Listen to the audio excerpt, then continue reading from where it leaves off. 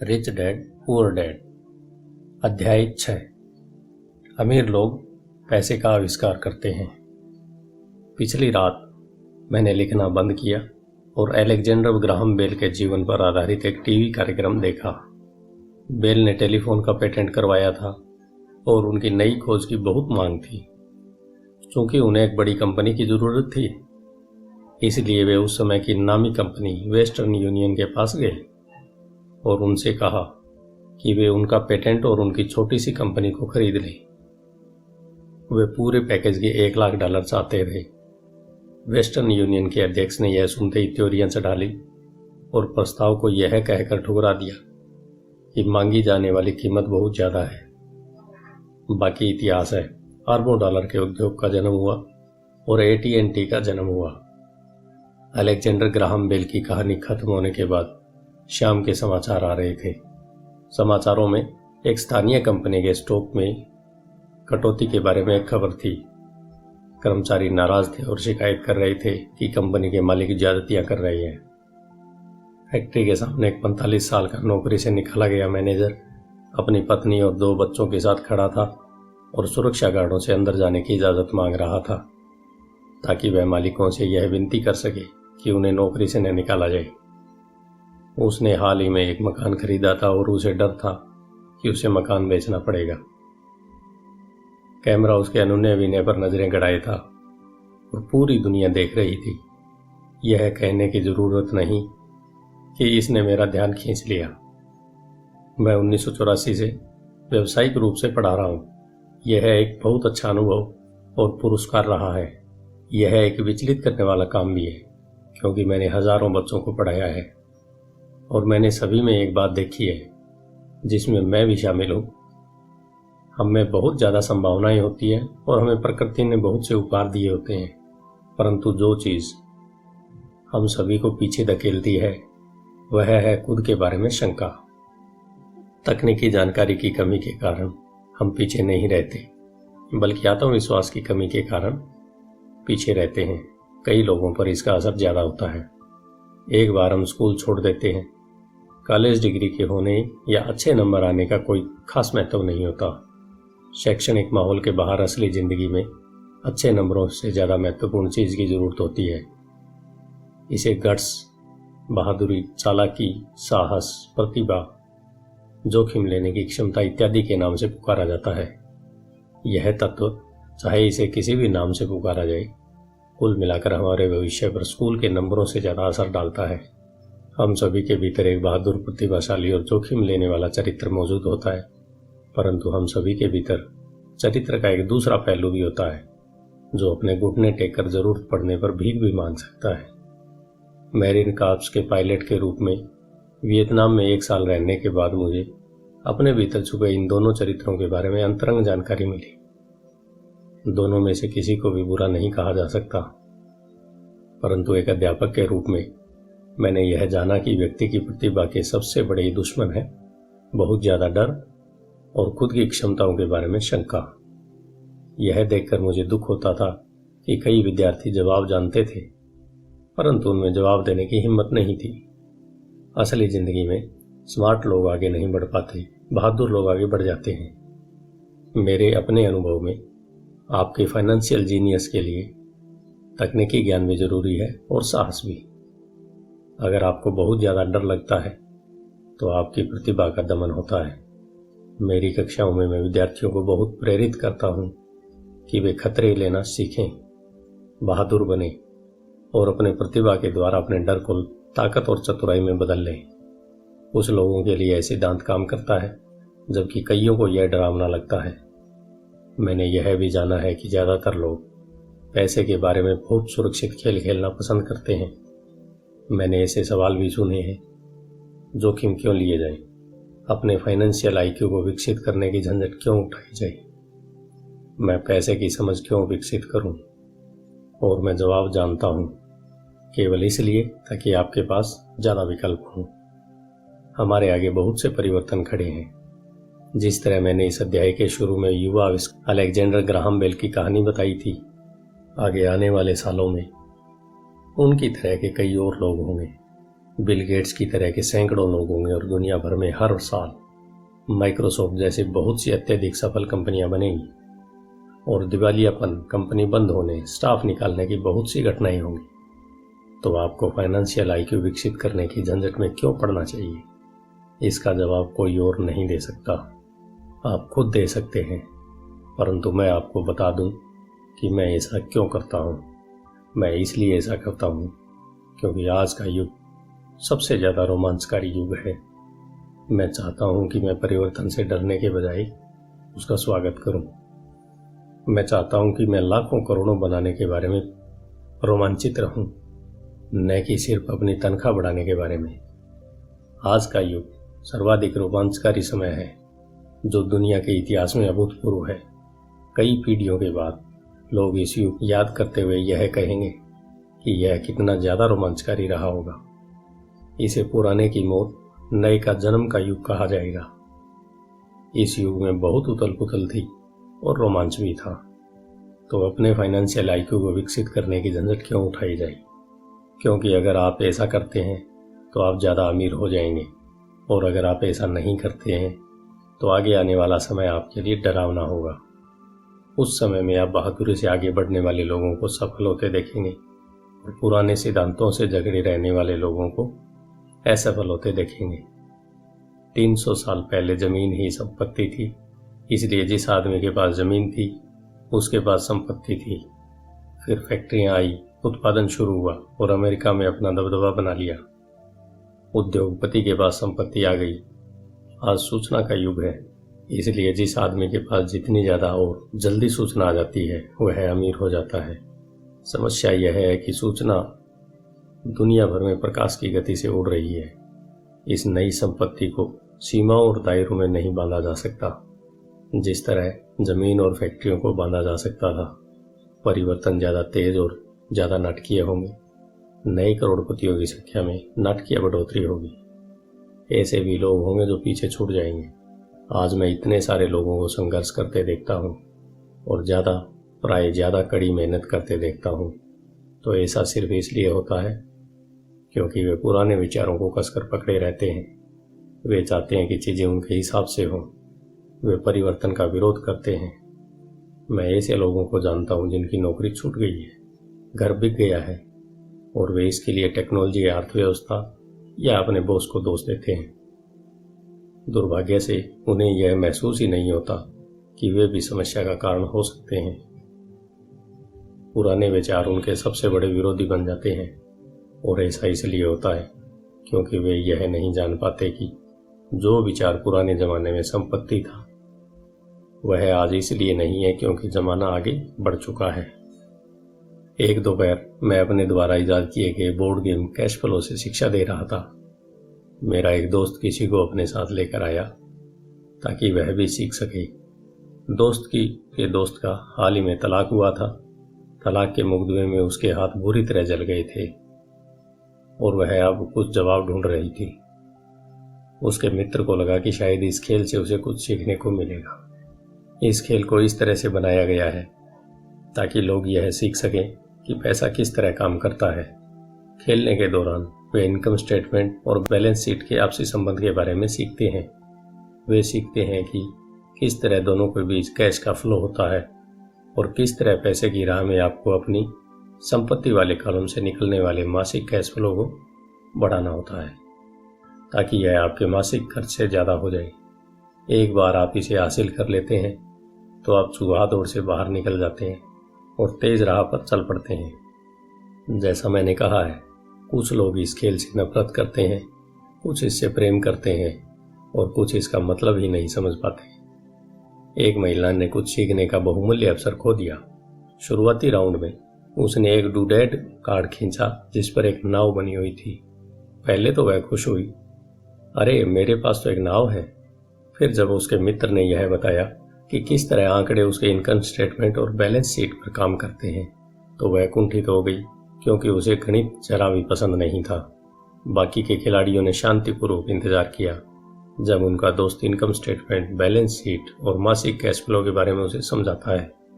अचानक जब उसने यह जान लिया कि आंकड़े किस तरह काम करते हैं तो उसे यह जानकर झटका लगा कि उसकी नाव उसे जिंदा खा रही है। बाद में वह डाउन साइज हो गई और उसे एक बच्चा भी हो गया। यह उनके लिए एक भयानक खेल साबित हुआ। कक्षा के बाद उसका दोस्त आया और उसने मुझे बताया कि वह बहुत विचलित है। वह कक्षा में निवेश के बारे में सीखने के लिए आई थी और उसे यह बहुत मूर्खतापूर्ण लगा था कि इतने बेकार खेल को खेलने में इतना ज़्यादा समय बर्बाद किया जाए। उसके मित्र ने उसे यह समझाने की कोशिश की कि वह अपने भीतर झांक कर देखे कि क्या यह खेल उसके किसी अंदरूनी पहलू को उजागर कर रहा है। इस सुझाव पर उस महिला ने अपना पैसा वापस मांग लिया। उसने कहा कि यह विचार मूर्खतापूर्ण है कि कोई खेल किसी के अंदरूनी पहलू को उजागर करता है। उसका पैसा तत्काल वापस कर दिया जाए और वह वापस चली गई। 1984 से मैं करोड़ों कमा रहा हूँ और सिर्फ इसलिए कमा रहा हूँ क्योंकि स्कूल सिस्टम वह नहीं सिखा था जो मैं सिखा रहा हूँ। स्कूल में ज़्यादातर शिक्षक भाषण देते हैं। अपने छात्र जीवन में मुझे भाषणों से चिढ़ थी। मुझे बहुत जल्दी बोरियत हो जाती थी और मेरा दिमाग इधर उधर भटकने लगता था। 1984 में मैंने खेल खेल में शिक्षा देना चालू किया।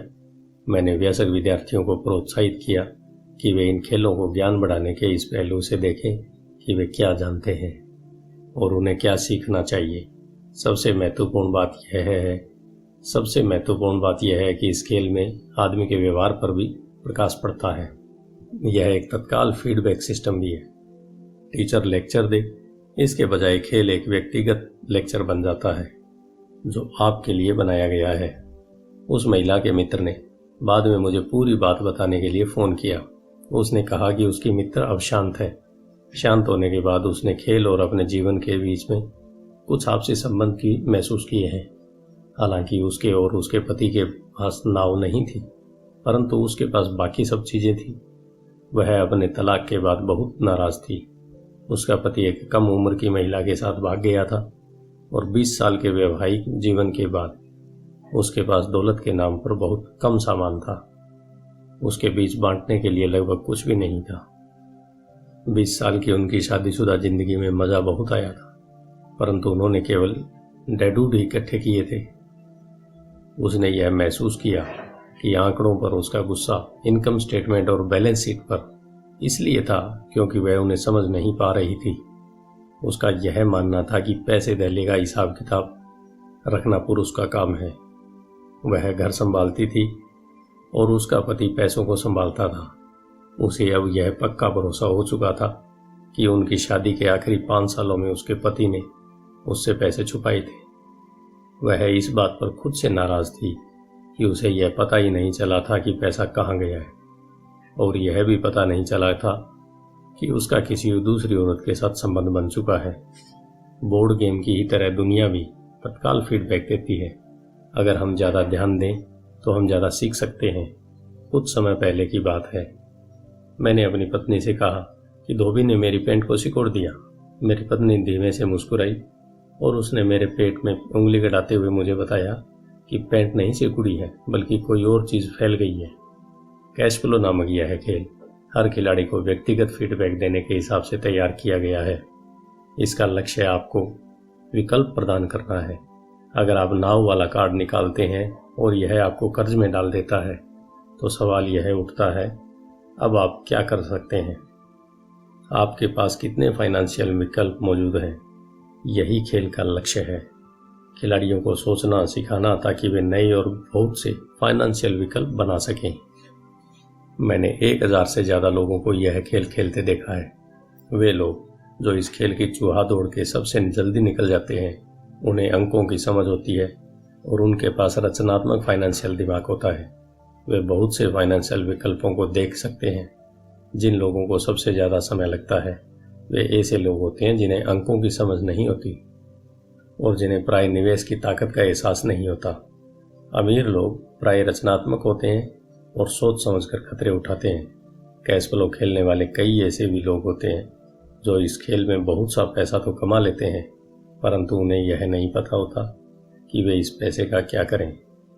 उनसे ज़्यादातर असली ज़िंदगी में भी आर्थिक रूप से सफल नहीं होते।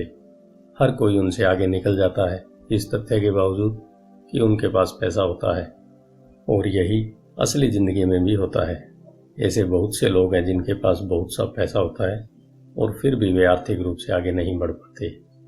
अपने विकल्पों को सीमित कर लेना पुराने विचारों से चिपके रहने की ही तरह है।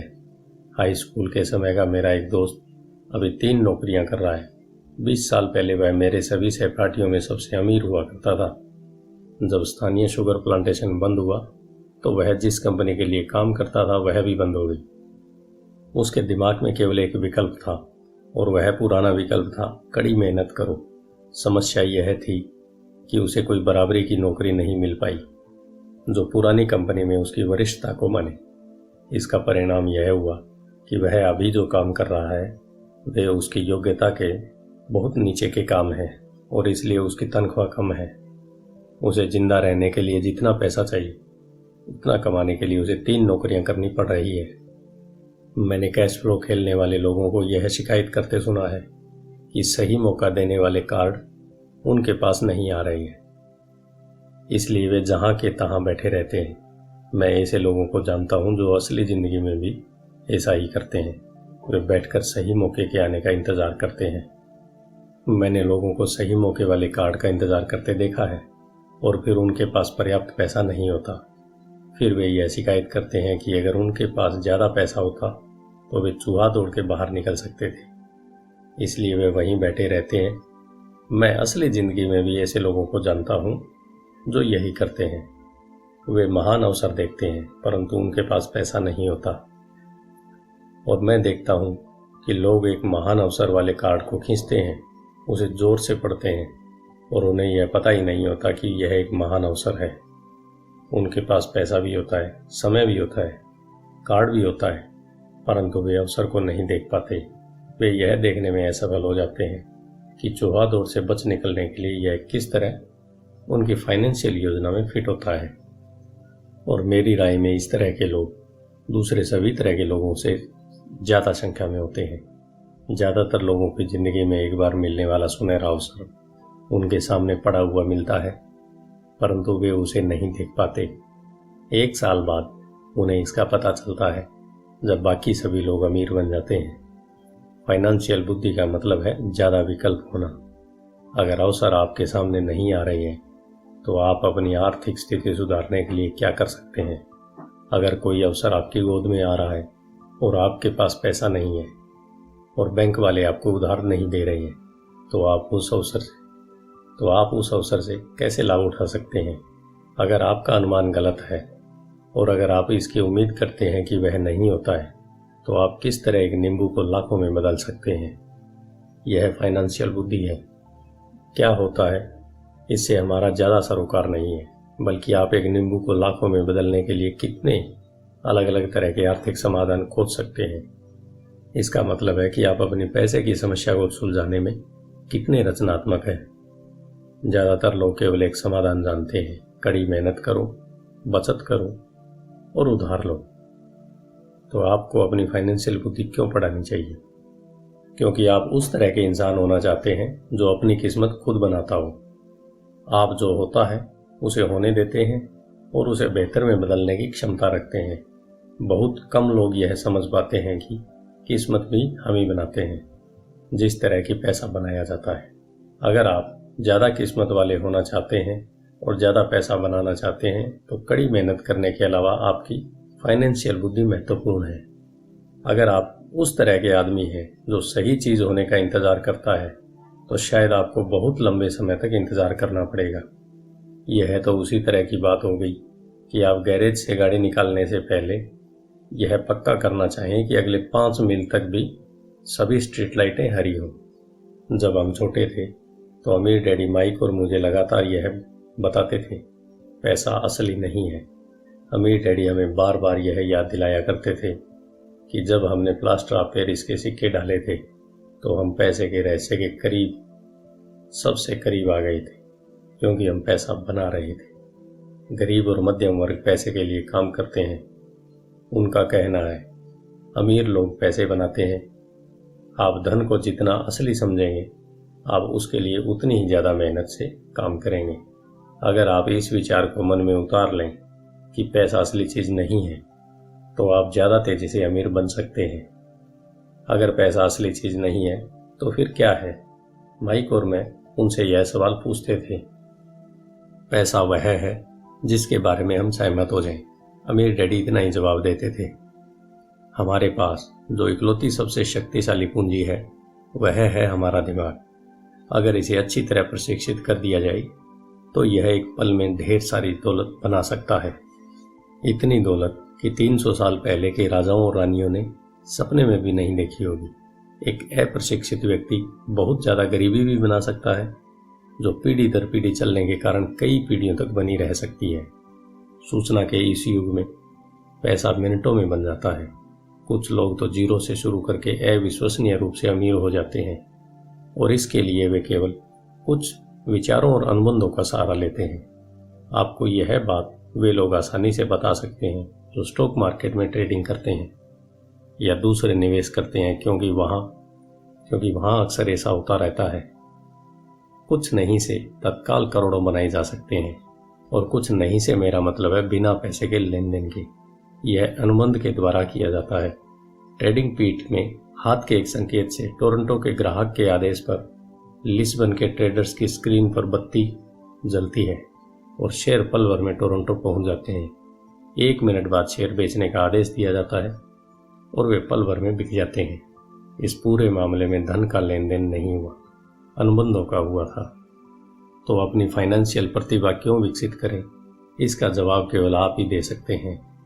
मैं आपको बता सकता हूँ कि मैं क्यों इसे विकसित कर रहा हूँ। मैं ऐसा इसलिए करता हूँ क्योंकि मैं तेजी से धन कमाना चाहता हूँ। इसलिए नहीं कि मुझे इसकी ज़रूरत है, बल्कि इसलिए क्योंकि मैं ऐसा करना चाहता हूँ। यह सीखने की एक दिलचस्प प्रक्रिया है। मैं अपना फाइनेंशियल IQ इसलिए विकसित करता हूँ क्योंकि मैं दुनिया के सबसे तेज और सबसे बड़े खेल में भाग लेना चाहता हूँ, और अपने छोटे तरीके से मैं मानवता के अभूतपूर्व विकास का हिस्सा होना चाहता हूँ। एक ऐसे युग का जहाँ इंसान विशुद्ध रूप से केवल अपने दिमाग से काम करते हैं, शरीर से नहीं। इसके अलावा यहाँ ज़्यादा रोमांच है, यहाँ पैसा है, यहाँ डर है, यहाँ आनंद है। इसलिए मैं अपनी फाइनेंशियल बुद्धि में निवेश करता हूँ और अपनी सबसे शक्तिशाली संपत्ति को विकसित करता हूँ। मैं बहादुरी से आगे बढ़ने वाले लोगों के साथ होना चाहता हूँ। मैं पीछे रह जाने वाले लोगों के साथ नहीं होना चाहता। मैं पैसे बनाने वाला एक आसान उदाहरण देना चाहता हूँ। 1990 के दशक की शुरुआत में फिनिक्स की अर्थव्यवस्था बहुत बुरी थी। मैं good morning America TV serial देख रहा था जब एक फाइनेंशियल प्लानर आया और उसने निराशावादी भविष्यवाणी करना शुरू कर दिया। उसकी सलाह थी, पैसे बचाओ, हर महीने $100 बचाओ और 40 सालों में आप भी करोड़पति बन सकते हैं। खैर, हर महीने निश्चित रकम बचाना भी एक अच्छा विचार है। यह एक विकल्प है, एक ऐसा विकल्प जिसे बहुत से लोग मान लेंगे। समस्या यह है कि ऐसा करने से आदमी यह नहीं जान पाता कि उसके आसपास क्या हो रहा है। वे अपने पैसे में ज़्यादा महत्वपूर्ण बढ़ोतरी के बड़े मौकों का फायदा नहीं उठा पाते। दुनिया उनके पास से गुजरकर आगे बढ़ जाती है। जैसा मैंने कहा, अर्थव्यवस्था उस समय बहुत बुरे हाल में थी। निवेशकों के लिए यह एक आदर्श बाजार स्थिति थी। मेरा काफ़ी पैसा उस समय स्टॉक मार्केट और अपार्टमेंट हाउसेज में फंसा हुआ था। मेरे पास नगद पैसा नहीं था।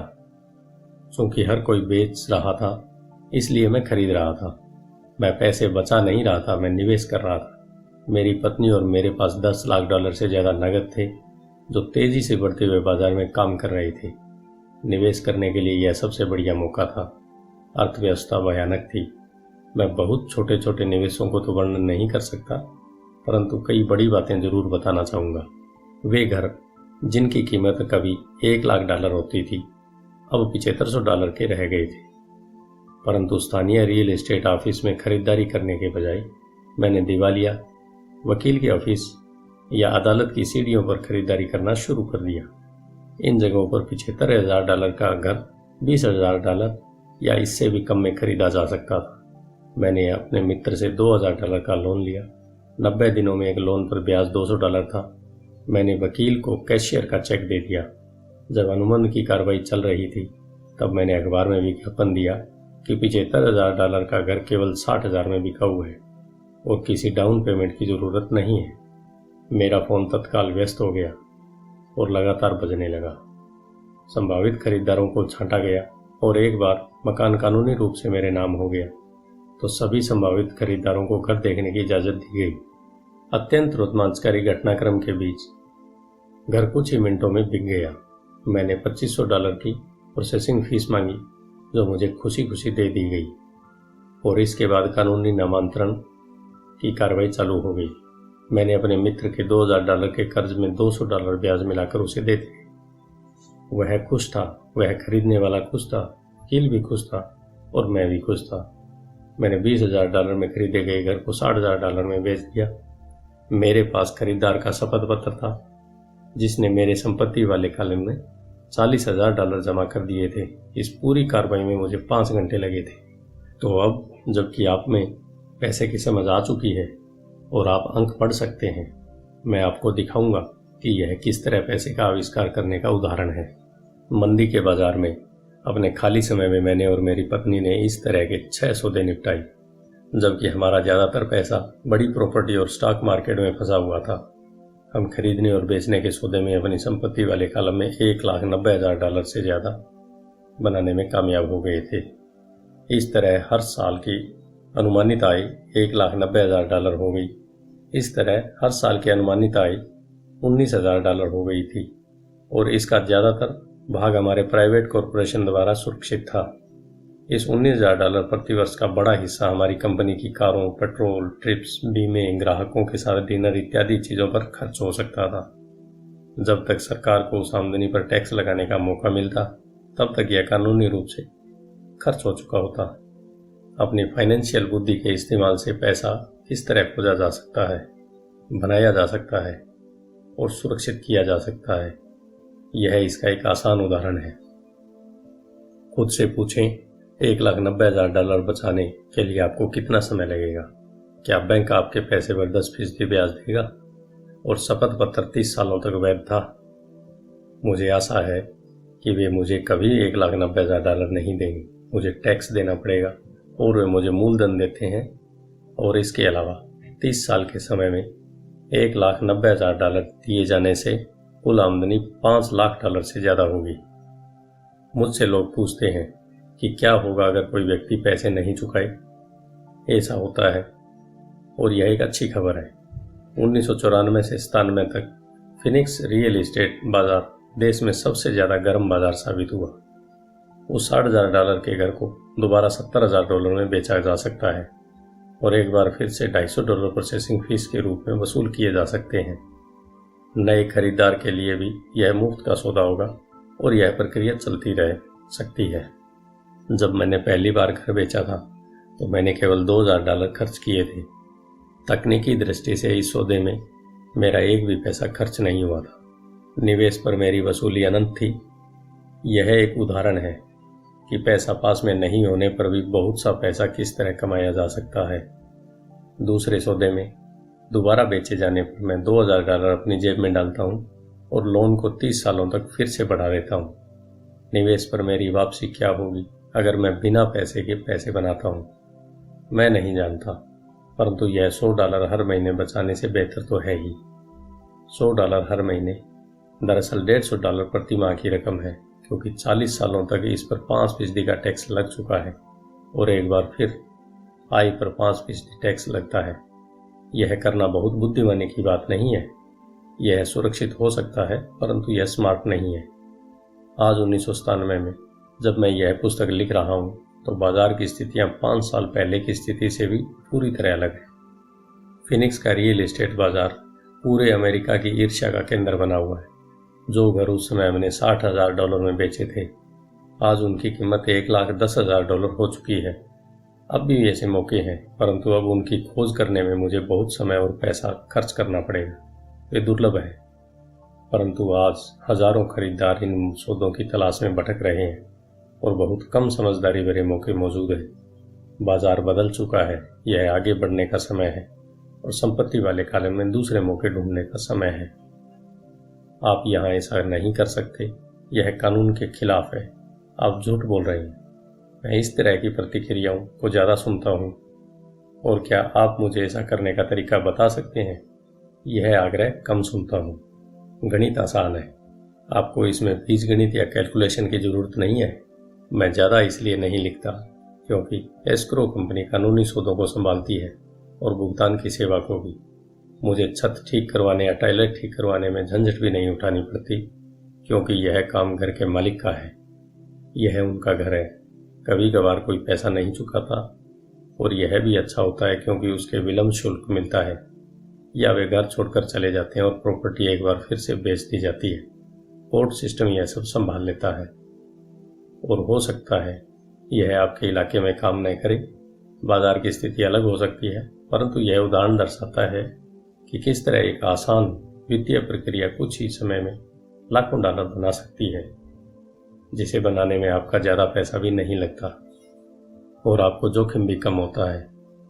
यह अनुबंध से बनाए जाने वाले पैसे का उदाहरण है।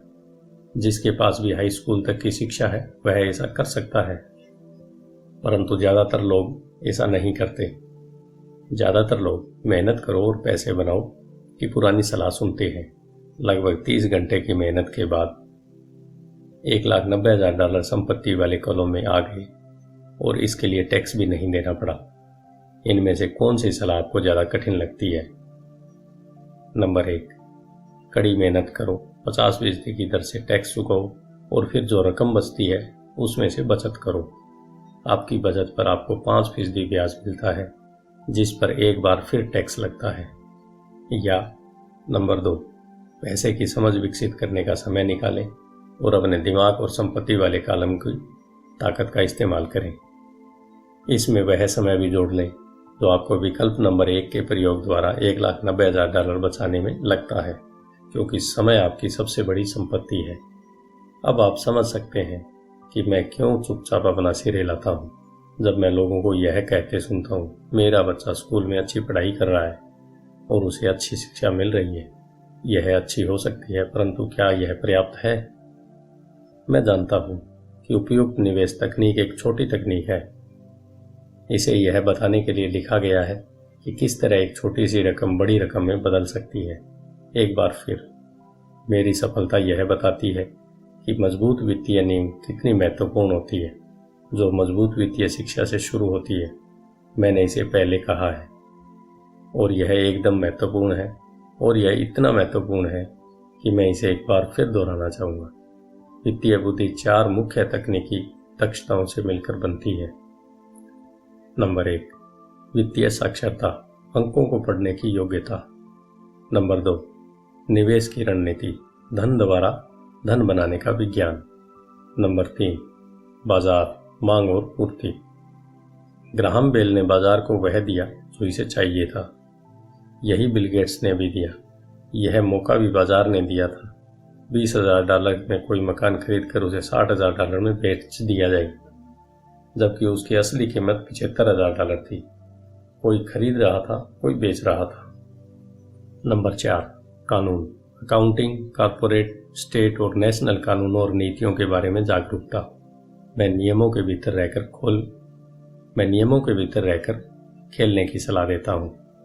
अगर आप पैसे का आविष्कार करना चाहते हैं तो आप में यह मूलभूत आधारशिला होना चाहिए या इन दक्षताओं का समन्वय होना चाहिए। चाहे आप ऐसा छोटे घर, बड़े अपार्टमेंट, कंपनियां, स्टोव, बॉन्ड, म्यूचुअल फंड, मूल्यवान धातुएं, बेसबॉल कार्ड खरीद कर करें या इसी किस्म का कोई दूसरा काम करें। 1996 तक रियल एस्टेट मार्केट सुर्खियों में था और हर कोई इसमें जा रहा था। स्टॉक मार्केट में भी बूम हो रहा था और हर कोई उसमें जा रहा था। अमेरिका की अर्थव्यवस्था अपने पैरों पर खड़ी हो रही थी। मैंने 1996 में बेचना चालू कर दिया और अब मैं पेरू, नॉर्वे, मलेशिया और फिलीपींस की यात्रा कर रहा था। निवेश बढ़ गए थे जहां तक खरीदारी का सवाल था। अब हम रियल एस्टेट बाजार में बाहर थे। अब मैं अपनी संपत्ति वाले कॉलम के भीतर आंकड़ों को बढ़ते देखता हूँ और शायद इस साल के आखिर में बेचना शुरू कर दूं। यह कांग्रेस द्वारा पारित किए जाने वाले कानूनी परिवर्तनों पर निर्भर करता है। मैं आशा करता हूं कि 6 छोटे घरों के सौदे को बेच दूंगा और $40,000 के नोट को धन में बदल लूंगा। मुझे अपने अकाउंटेंट को बुलाकर उसे कहना पड़ता है कि वह इतनी रकम के लिए तैयार हो जाए और इसे टैक्स से बचाने के लिए तरीके खोजे। मैं आपको सिर्फ इतनी सी बात बताना चाहता हूँ कि निवेश आते जाते रहते हैं, मार्केट घटता और बढ़ता रहता है, अर्थव्यवस्थाएं सुधरती और बिगड़ती रहती है। दुनिया आपको हर दिन जिंदगी के अनूठे अवसर देती रहती है, आपकी जिंदगी के हर दिन, परंतु प्राय हम उन्हें देख नहीं पाते हैं, परंतु वे वहाँ होते हैं। और टेक्नोलॉजी जितनी ज़्यादा बदलती है, आपके और आपके परिवार के लिए स्थायी आर्थिक सुरक्षा के लिए उतने ही ज़्यादा मौके होते हैं। तो अपनी फाइनेंशियल बुद्धि को विकसित करने की झंझट क्यों उठाई जाए। एक बार फिर मैं यही कहूँगा कि आप ही इसका जवाब दे सकते हैं। मैं जानता हूँ कि मैं क्यों इसे सीखता हूँ और विकसित करता हूँ। मैं ऐसा इसलिए करता हूँ क्योंकि मुझे पता है कि परिवर्तन हो रहे हैं और होने वाले हैं। मैं परिवर्तनों का स्वागत करता हूँ और अतीत से चिपका नहीं रहना चाहता। मैं जानता हूँ कि मार्केट में ज्वार आएगा और मार्केट में भाटे भी आएंगे। मैं लगातार अपनी फाइनेंशियल बुद्धि को विकसित करना चाहता हूँ क्योंकि मार्केट में हर परिवर्तन पर कुछ लोग अपनी नौकरियों के लिए अपने घुटने टेक कर भीख मांगेंगे। इसी समय कई दूसरे लोग जिंदगी द्वारा दिए गए नींबुओं को लेकर उन्हें करोड़ों में बदल लेंगे। और हमें यह नहीं भूलना चाहिए कि हमें कभी कभार जिंदगी नींबू दे देती है। यही फाइनेंशियल बुद्धि है। मुझसे अक्सर पूछा जाता है कि मैंने नींबुओं को किस तरह करोड़ों में बदला। व्यक्तिगत रूप से मैं व्यक्तिगत निवेशों के कई और उदाहरण देने से झिझकता हूँ। मैं इसलिए झिझकता हूँ क्योंकि मुझे डर है कि मुझे बड़बोला या अपनी शेखी बगाड़ने वाला कहा जाएगा। यह मेरा इरादा नहीं है। मैं सिर्फ इसलिए उदाहरण देता हूँ ताकि उसके अंकों और समयावधि से सच्ची और समान घटनाओं को बताया जा सके। मैं उदाहरण इसलिए देता हूँ ताकि आपको यह बता सकूं कि यह आसान है, यह ज़्यादा आसान है अगर आप फाइनेंशियल बुद्धि के 4 स्तंभों के जानकार हैं।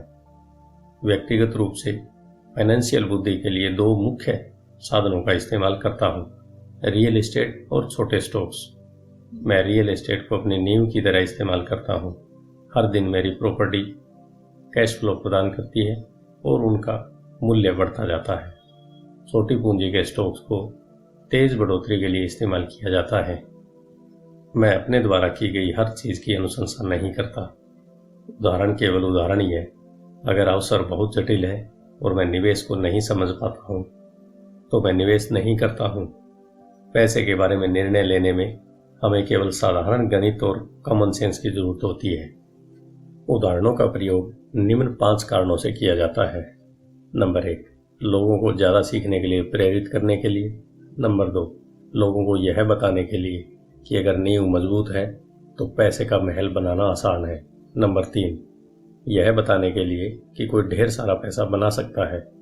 नंबर 4, यह दिखाने के लिए कि आपके लक्ष्यों को हासिल करने के करोड़ों तरीके हैं। नंबर 5, यह बताने के लिए कि यह कोई रॉकेट विज्ञान नहीं है। 1989 में मैं ओरेगन के पोर्टलैंड में एक खूबसूरत जगह पर जॉगिंग किया करता था। यह एक उपनगर था जहाँ छोटे छोटे घर बने हुए थे। वे छोटे और सुंदर थे। हर कहीं मुझे बिकाऊ है के बोर्ड दिखते थे। टिम्बर मार्केट का बुरा हाल था। स्टॉक मार्केट में क्रैश हुआ था और अर्थव्यवस्था में मंदी थी। एक सड़क पर मैंने बिकाऊ है का बोर्ड देखा जो काफ़ी लंबे समय से वहाँ लगा हुआ था। वह पुराना दिख रहा था। एक दिन इसके पास से जॉगिंग करते समय मेरी मुलाकात इसके मालिक से हो गई जो परेशान दिख रहा था। मैंने पूछा, आपने अपने घर की क्या कीमत लगाई है? मालिक घूमा और फीकी मुस्कुराहट के साथ कहा, आप कीमत लगा ले। यह 1 साल से ज़्यादा समय से बिकाऊ है और अब तक कोई इसे देखने तक नहीं आया। मैंने कहा और आधे घंटे बाद मैंने इसे $20,000 में खरीद लिया, जो उसके द्वारा मांगी गई कीमत से कम थी। यह 2 बेडरूम का छोटा सा सुंदर घर था जिसकी खिड़कियों पर जिंजर ब्रेड ट्रिम था। यह 1930 में बना था और इसका रंग हल्का नीला था। अंदर एक सुंदर चट्टानी अंगीठी थी और छोटे छोटे 2 बेडरूम थे। यह किराए पर देने के लिए एक आदर्श घर था। मैंने मालिक को $45,000 के घर के लिए $5,000 नकद दिए, जिसकी असली कीमत $65,000 होगी। परंतु दिक्कत सिर्फ इतनी थी कि इसे कोई खरीदना नहीं चाहता था। मालिक ने 1 हफ्ते में इसे खाली कर दिया और वह इससे पीछा छुड़ाकर खुश हुआ। मेरा पहला किराएदार वहां आ गया जो एक स्थानीय कॉलेज में प्रोफेसर था। मॉर्गेज, खर्च और मैनेजमेंट फीस चुकाने के बाद हर महीने के आखिर में मेरी जेब में $40 आते थे, जो बहुत बड़ी रकम नहीं थी।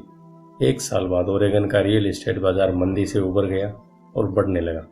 कैलिफोर्निया के निवेशकों के पास अपने रियल एस्टेट मार्केट की तेजी का बहुत सा पैसा था और अब वे उत्तर दिशा में आकर ओरेगन और वाशिंगटन में खरीदारी कर रहे थे।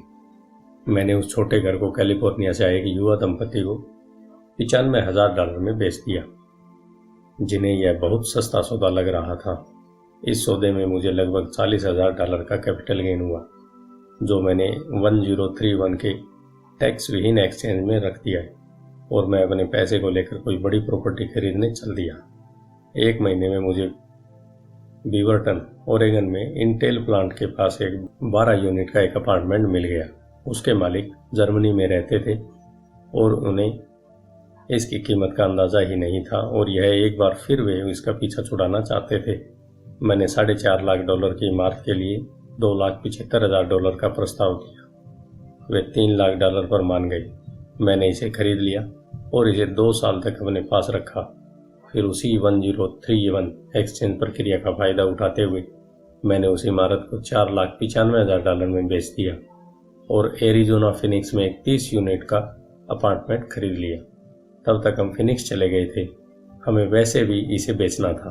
पहले जो हाल ओरेगन के बाजार का था, वही मंदी का माहौल फिनिक्स के रियल एस्टेट मार्केट में देखने को मिला।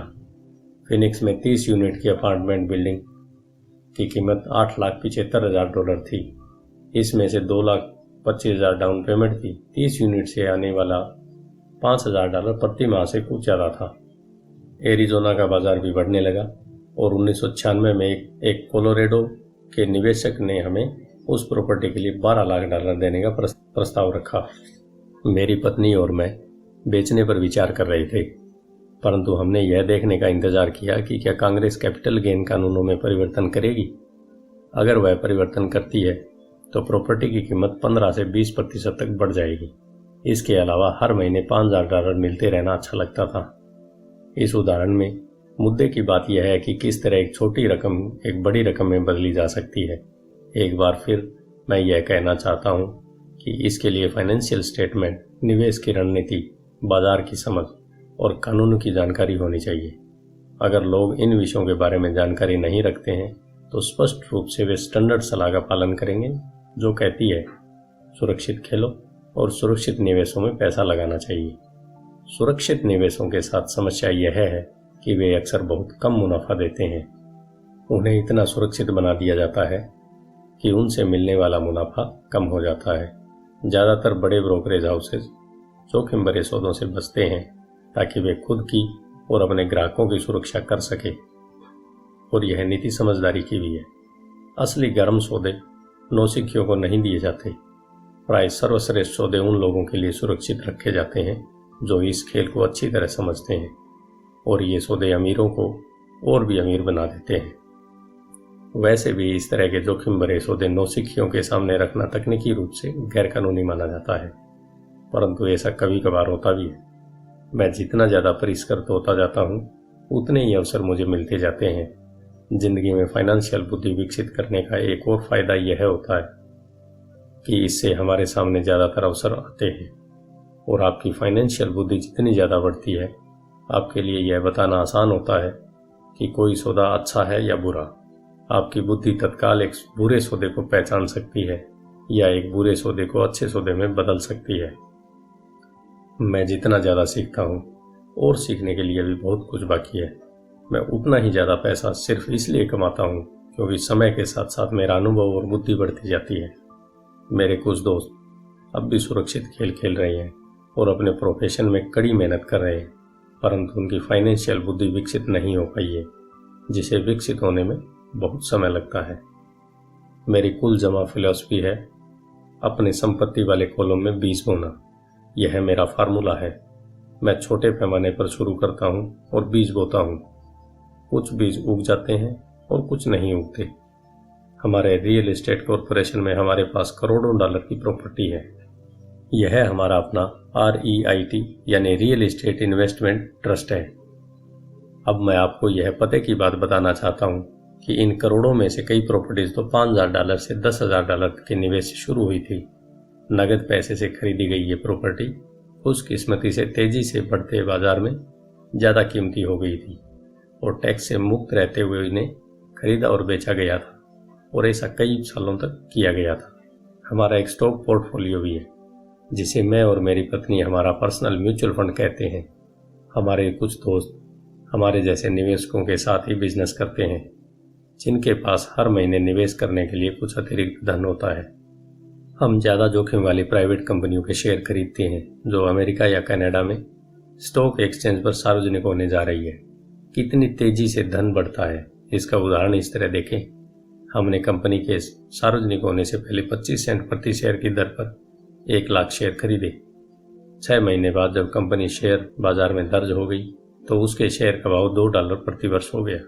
अगर कंपनी का प्रबंधन अच्छा है तो कीमतें बढ़ती रहेंगी और स्टॉक $20 प्रति शेयर या इससे भी ज़्यादा होगा। ऐसे भी कई वर्ष रहे हैं जब हमारे $25,000 1 लाख से भी कम समय में $10 लाख बन गए हैं। यह जुआ नहीं है अगर आप जानते हैं कि आप क्या कर रहे हैं। यह जुआ है अगर आप सौदे में अपना पैसा फेंक रहे हैं और भगवान से सफल होने की दुआ कर रहे हैं। आपको अपनी तकनीकी ज्ञान, बुद्धि और खेल के प्रति प्रेम की जरूरत होगी ताकि जोखिम कम से कम रहे। वैसे जोखिम तो होता ही है। यह फाइनेंशियल बुद्धि होती है जिससे आपकी सफलता के अवसर बढ़ जाते हैं। इसी कारण जो चीज़ एक आदमी के लिए जोखिम भरी होती है वह दूसरे आदमी के लिए उतनी ही जोखिम भरी नहीं होती।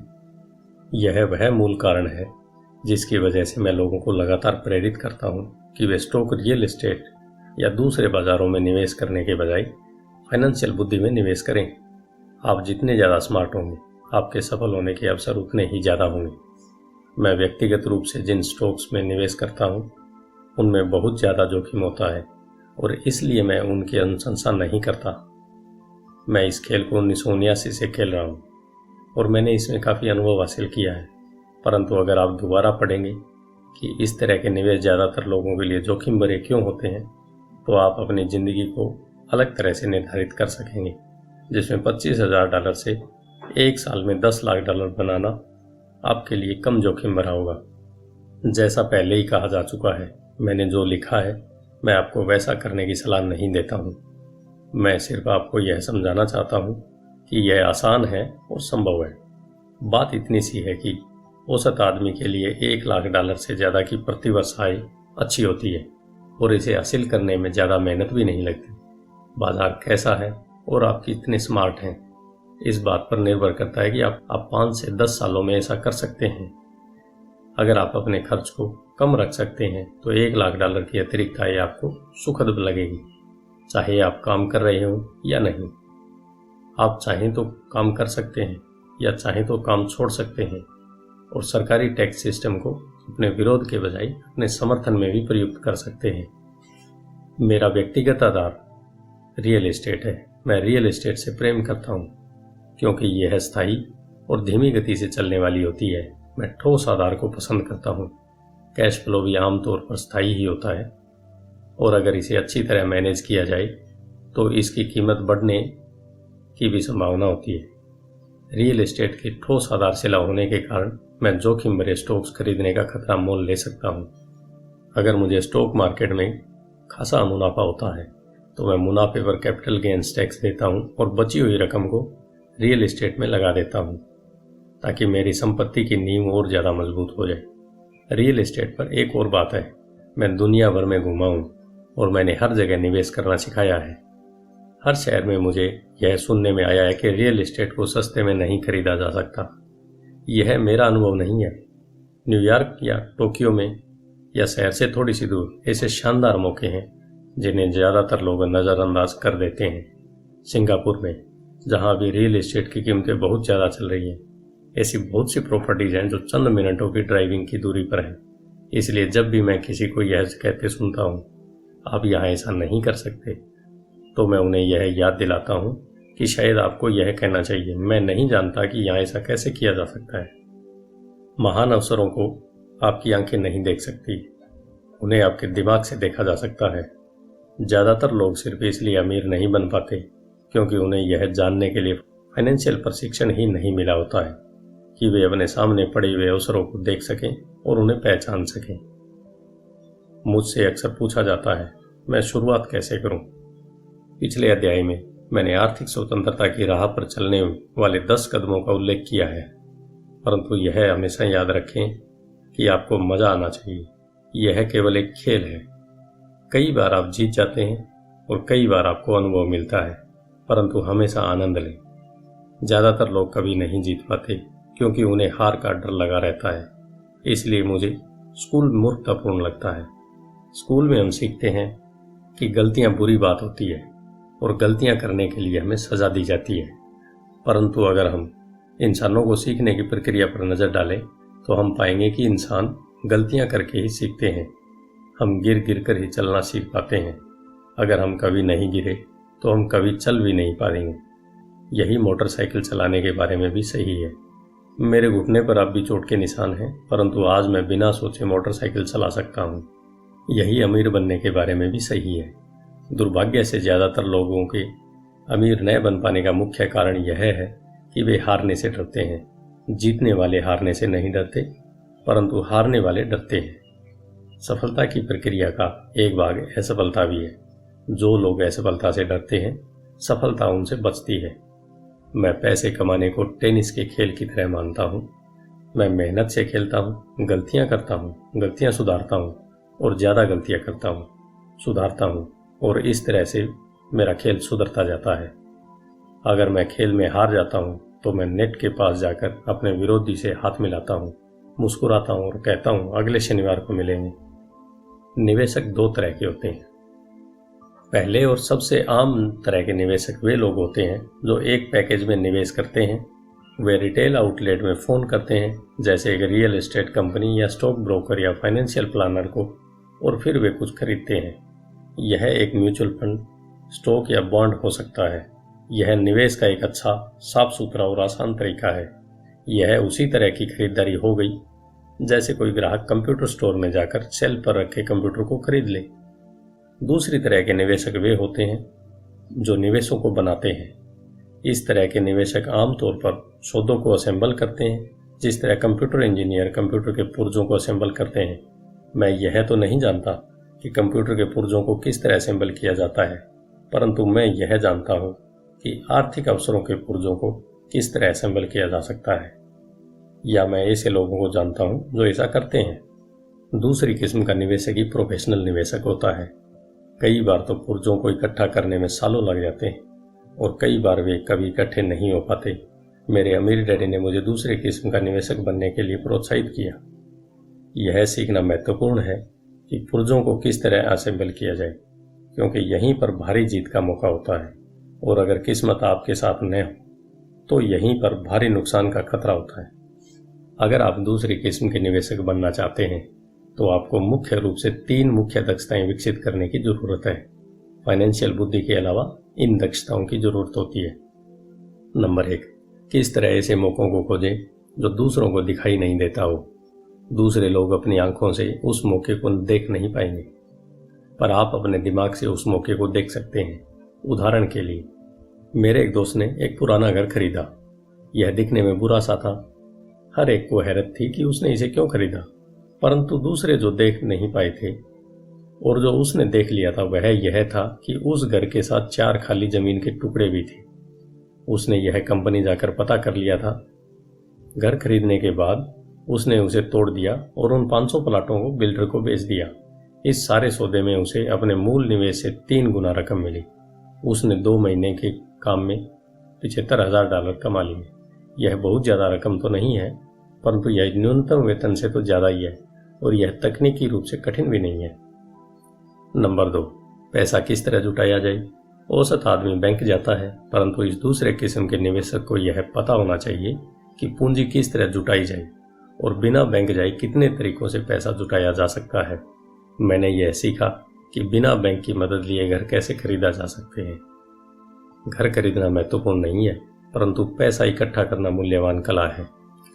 अक्सर मैं लोगों को यह कहते सुनता हूँ, बैंक मुझे कर्ज नहीं दे रही है, या मेरे पास इसे खरीदने के लिए पैसे नहीं हैं। अगर आप दूसरी किस्म के निवेशक बनना चाहते हैं तो आपको यह सीखने की ज़रूरत है, क्योंकि इसी कारण ज़्यादातर लोगों की योजनाएं ठप हो जाती हैं। दूसरे शब्दों में, ज़्यादातर लोग सिर्फ इसलिए सौदे नहीं कर पाते क्योंकि उनके पास पैसा नहीं होता। अगर आप इस बाधा को पार कर सकते हैं तो आप ऐसे लोगों से मीलों आगे होंगे जिन्होंने इन दक्षताओं को नहीं सीखा। ऐसे कई मौके आए हैं जब मैंने घर या स्टॉक या अपार्टमेंट बिल्डिंग को खरीदा है, जबकि मेरे पास बैंक में एक भी पाई नहीं थी। मैंने एक अपार्टमेंट हाउस को 12 लाख में खरीदा। मैंने इसके लिए एक अनुबंध किया जो खरीदार और बेचने वाले के बीच में लिखित अनुबंध था। फिर मैंने $1 लाख का डिपॉजिट इकट्ठा किया, जिससे मुझे बाकी पैसे के जुटाने के लिए 90 दिन की मोहलत मिल गई। मैंने ऐसा क्यों किया? क्योंकि मैं जानता था कि इसकी असली कीमत $20 लाख थी। मैंने इस पैसे को कभी नहीं जुटाया। इसके बजाय जिस आदमी ने मुझे $1 लाख दिए थे, उसने मुझे $50,000 दिए ताकि यह मेरी जगह पर आ जाए, और इस तरह वह मेरी जगह पर आ गया और मैं इस निवेश से बाहर निकल गया। और इस काम में मेरे कुल जमा 3 दिन लगे। एक बार फिर मैं यह कहना चाहता हूं कि आप क्या खरीदते हैं यह महत्वपूर्ण नहीं है। महत्वपूर्ण यह है कि आप कितना जानते हैं। निवेश करना खरीदना नहीं है, यह एक ज्ञान है। नंबर 3, किस तरह स्मार्ट लोगों को संगठित किया जाए। ऐसे लोग समझदार होते हैं जो या तो अपने से ज़्यादा समझदार लोगों के साथ काम करते हैं या उन्हें काम पर रखते हैं। जब भी आपको सलाह की जरूरत हो तो यह सुनिश्चित कर लें कि आपका सलाहकार समझदार हो। सीखने के लिए बहुत कुछ है, परंतु इसके पुरस्कार भी बहुत कीमती हो सकते हैं। अगर आप इन दक्षताओं को नहीं सीखना चाहते हैं तो आपको पहली किस्म का निवेशक बनने की सलाह दी जाती है। आप जो जानते हैं वही आपकी सबसे बड़ी पूंजी है। आप जो नहीं जानते हैं वही आपका सबसे बड़ा जोखिम है।